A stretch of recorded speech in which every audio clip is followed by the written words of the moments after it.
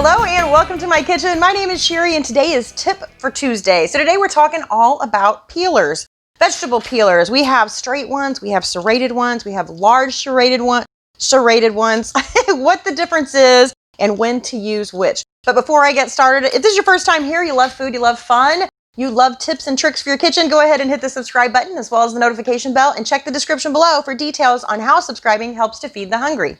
Okay, so a couple of months back, I guess it was, I was watching a cooking show and whoever was on there said, what did we ever do before serrated peelers? And I thought, serrated peelers? I have a serrated knife, but I don't have a serrated peeler. And then shortly after, Pampered Chef came out with serrated peelers. They have a whole new set. Now, the straight one that comes in this set is dirty right now. So I just grabbed an old one, which I thought was great for comparison. So we have a small serrated and a large serrated. And I actually like I'm not sure if it's the difference between these two or if I just like the Pampered Chef one better. But it seems like whenever I use this one, it's just little teeny tiny pieces that it takes off. Versus when I do this with this peeler, it goes a lot further and it just seems a lot easier. Whoops. Yeah, I just tend to like this one a lot better. I don't know, it just seems easier. Maybe this blade is sharper also. But really, the difference between the two is this is one that if it's straight, it's one that you would use for vegetables, things that are hard. It takes off the skin without hardly wasting any of, the vegetable underneath.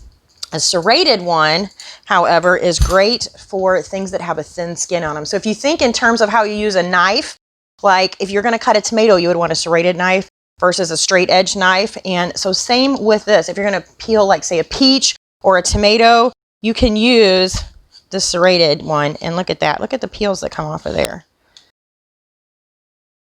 Now, if I try to do this with this one, it almost kind of gouges the potato. This isn't a potato, this is a tomato. But for one, like I said, if I try to even go all the way around it, it just kind of gets caught up. So, as you can see, the serrated peeler does a much better job on a tomato. And any kind of fruit, anything that's kind of soft and fleshy and has a thin skin on it. All right.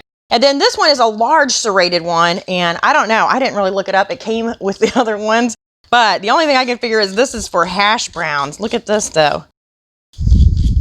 Or I guess you could do carrots or anything like, It's almost like little matchsticks. It's kind of like a julienne cut, except you don't have to do all the work. Look at that.